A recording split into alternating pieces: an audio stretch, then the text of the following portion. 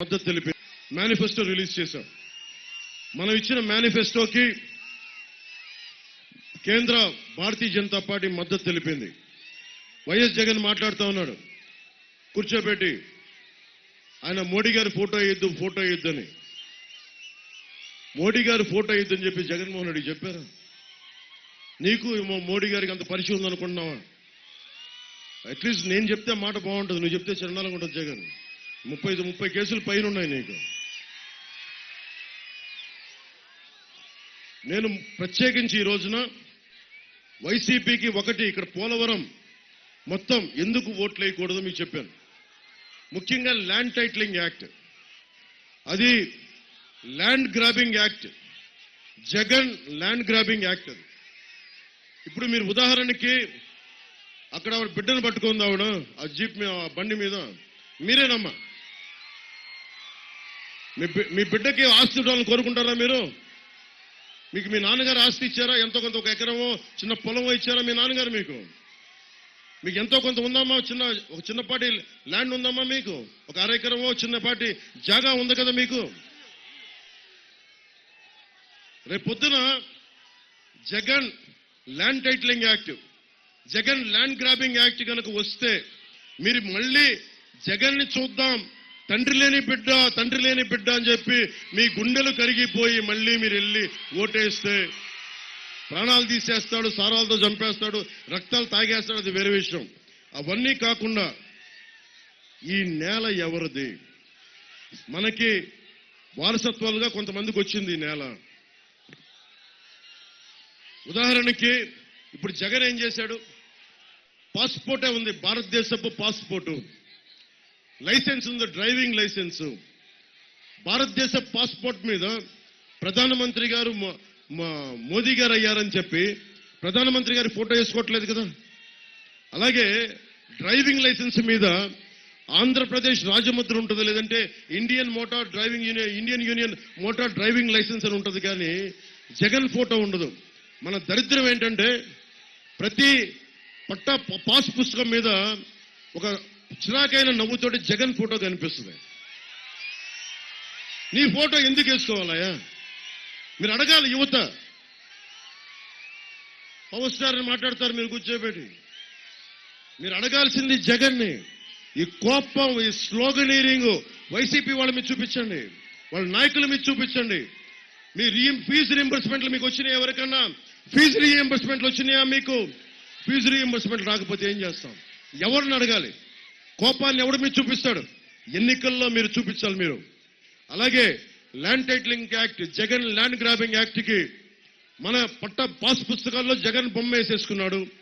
మనకి సరిహద్దు రాళ్లలో జగన్ బొమ్మ. వీళ్ళకి ఇప్పటి నుంచి కాదు, జగన్ కుటుంబీకులకి వాళ్ళ తాతగారి దగ్గర నుంచి పక్కన వాడి ఆస్తి లాక్కోవడం చాలా ఆనవాయితీ వాళ్ళకి. దానికి ఇన్సిడెంట్ కూడా చెప్తా. వెంకట్ నరసాయి గారు అని చెప్పి రైల్వే కోడూరులో వెరైటీస్ మైన్, ఆయనకి పాప అక్కడ ఉన్నాయని కనిపెట్టిన వ్యక్తి, గుర్తించిన వ్యక్తి. ఆయన ఒక చిన్న మైనింగ్ లీజ్ తీసుకొని వైఎస్ జగన్ గారి తాతగారికి మనుషుల్ని పనికి పెట్టుకున్నారు. పనికి పెట్టుకుంటే వెంకట నరసాయి గారిని కొద్ది రోజుల తర్వాత ఏమైందో తెలియదు, అని చనిపోయారు. ఆ వెరైటీస్ మైన్ వైఎస్ కుటుంబీకులకు వెళ్ళిపోయింది. సో పక్కనోడి ఆస్తి దోచుకోవడం అనేది అది వాడి కుటుంబ లక్షణం, అది వారి డిఎన్ఏలోకి వెళ్ళిపోయింది. ఎందుకు చెప్తున్నానంటే మన ఆస్తుల మీద జగన్ ఫోటో ఏంటి? అది మన ఆంధ్రప్రదేశ్ రాజముద్ర ఉండాలి తప్ప వైఎస్ జగన్ ఫోటో ఎందుకు? ఇది మనం ఆలోచించాలి. అలాగే ఉదాహరణకి ఈ యాక్ట్ వచ్చిన తర్వాత మీ ఇల్లు మీది అని చెప్పి మీరు ఆఫీసర్ దగ్గరికి వెళ్ళాలంట, వెళ్ళి అప్లై చేసుకోవాలి. మళ్ళీ ఓకే అని పెట్టకపోతే మళ్ళీ సంతకం మళ్ళీ గుర్తించరు. పోనీ మీరు కొంతకాలం వేరే ఊరు వెళ్ళారనుకుందాం, వైసీపీ నుంచో వాళ్ళ నాయకులు సజ్జల రామకృష్ణారెడ్డి గారు కానీ మిథున్ రెడ్డి గారు కానీ వాళ్ళ మనుషులు మీ ఇల్లు ఆక్రమించేస్తారు.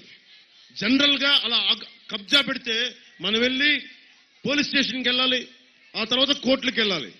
ఇప్పుడు మన కోర్టులకు వెళ్ళడానికి లేదు. ఎక్కడికి వెళ్ళాలి? వెళ్ళి కోర్టుకి వెళ్ళి ఆప్షన్ తీసేశారు. కోర్టుకి వెళ్ళకూడదంట, వెళ్ళి అధికారుల దగ్గరికి వెళ్ళాలంట. అధికారులు వాళ్ళ మనుషులైతే మన మాట ఎవడంటాడు?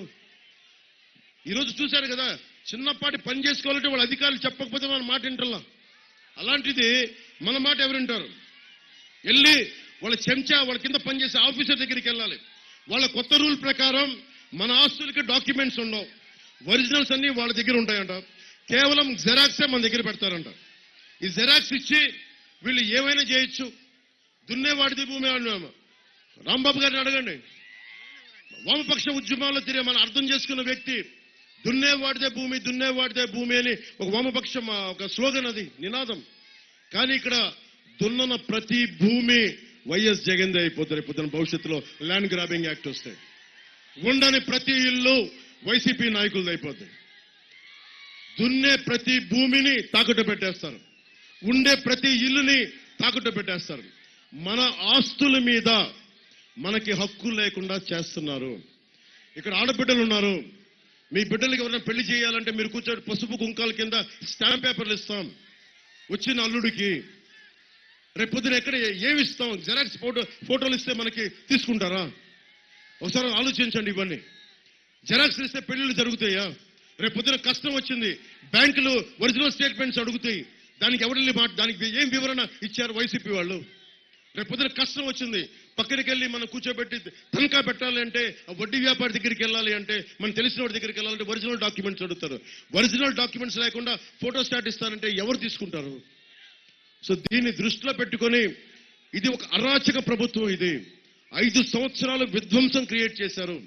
ఇంకొక 5 సంవత్సరాలు మనం భరించలేము ఈ ప్రభుత్వాన్ని.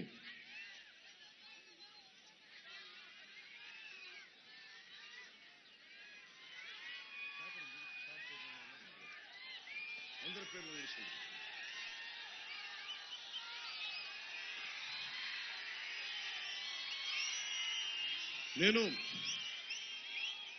పొద్దున్నే చంద్రబాబు గారు, నేను సిద్ధార్థనాథ్ సింగ్ గారు